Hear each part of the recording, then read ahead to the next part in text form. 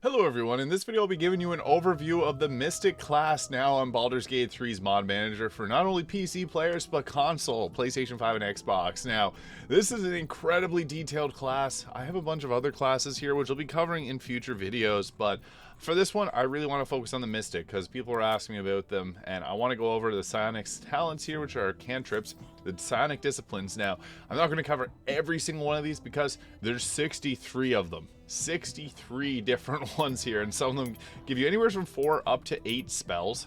That's a lot. This is the most in-depth mod that I've seen for classes in Baldur's Gate 3. It's incredible. There's also 9 subclasses, so I'll be covering those subclasses as well, and just the different avatar disciplines that you can get as well. But there's 63 psionic disciplines. I'll touch on my favorites from here, but I guess first things first, we'll start off with the subclasses because there's 9 unique ones.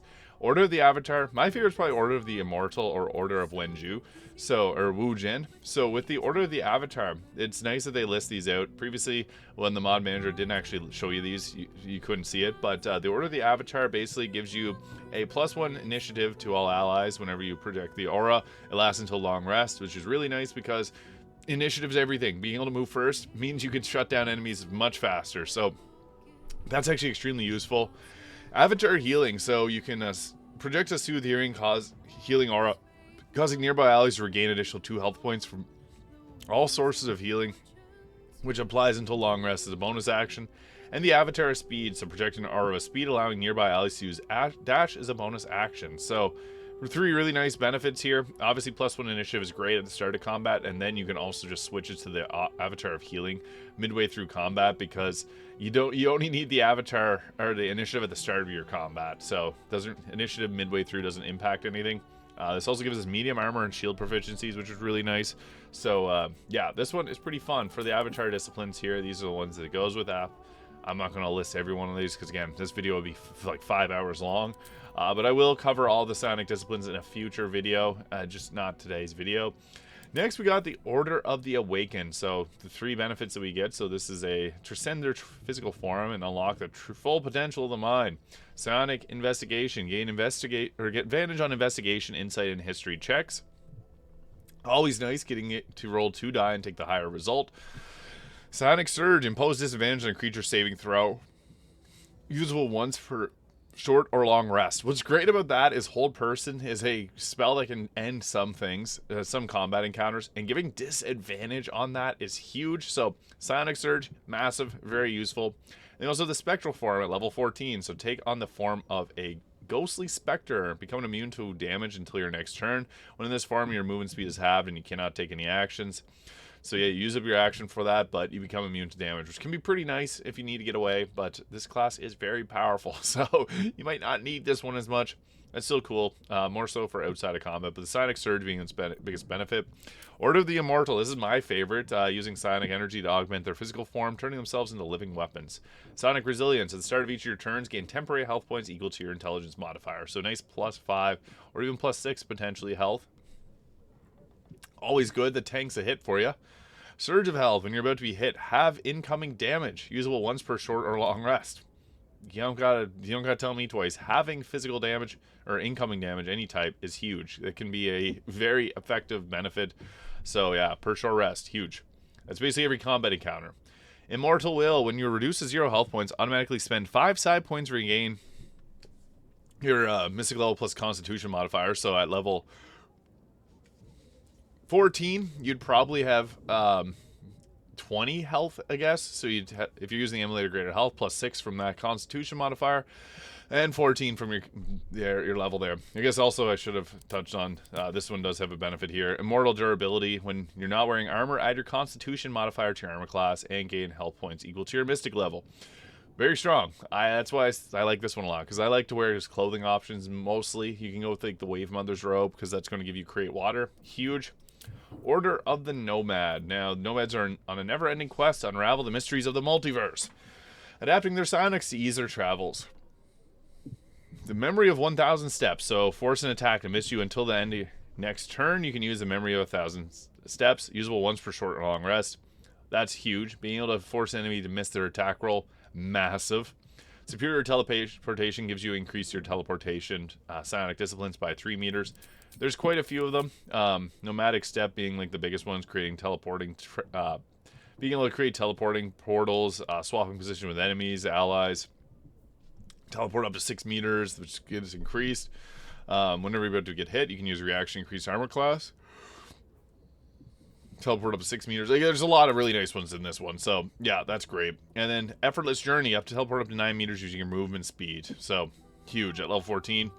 And you get a +1 to all your skills. So, breadth of knowledge, really nice.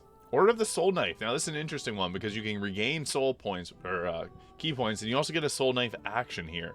So, at level 3, you get Hone the Blade. Spend side points to augment your Soul Knife, so you can make your Soul Knife here a little bit more powerful. This summons a Soul Knife in your hands. They're light finesse daggers that deal 1 to 8 psychic damage. Soul Knives scale with intelligence instead of dexterity or strength. Restore 2 side points after reducing an enemy's health to 0. That's huge because, you know, side points are everything. The more you get, the more you can cast your powerful spells with. And Phantom Knife, perform a melee attack against a creature who cannot be avoided. That's huge. We also get ourselves weapon proficiency with martial weapons and medium armor proficiency for a little bit extra survivability. At this point, you'd like to go all in on your dexterity and your intelligence because armor of agility will work perfectly with the medium armor. Now, Order of Wen Zhu Zhen, this one I really like. Controls the force of nature using their minds to manipulate the 4 elements. They typically give you like the mastery of fire, ice, etc. Now, what's nice about this, you get the elemental attunement. Choose an element and ignore a creature's resistance to it when dealing damage. So you can make them weak to like cold damage and then cast a bunch of cold, or make them weak to fire damage. If they have a resistance, that's no longer a worry. Arcane Dabbler. This allows you to take 3 wizard spells at level 3, and then you get a free level 3 spell slot if you take whenever you get this. And then you can use your side points to create spell slots so that you can keep casting. This is great for counterspell. Huge benefit. It's great for haste. It's great for, I like Lightning Bolt and Fireball. I'm a basic person. I like those ones a lot, so you can go with those too.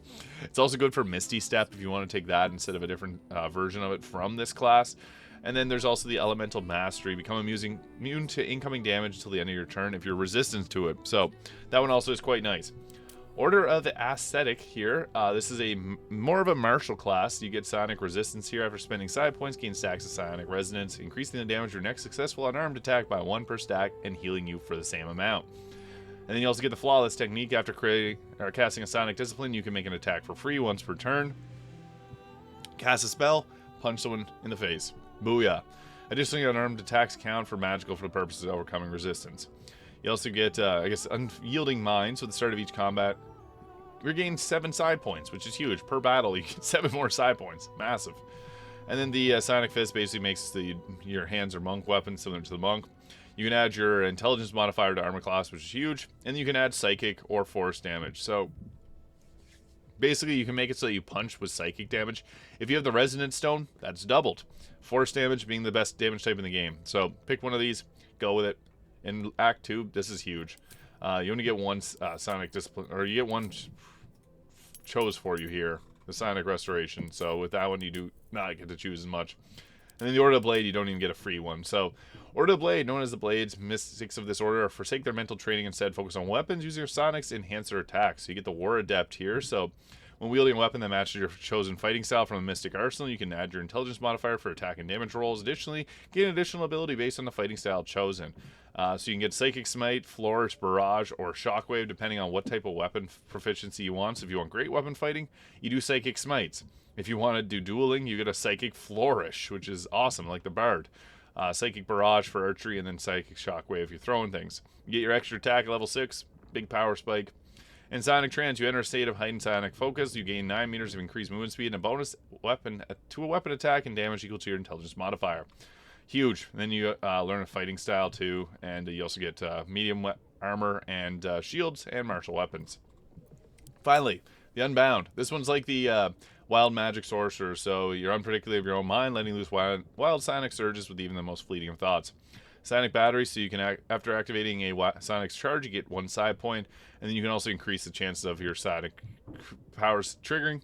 Allies within 9 meters are able to trigger a wild psionic surge by taking an action once per turn, and this puts you in a chaotic state.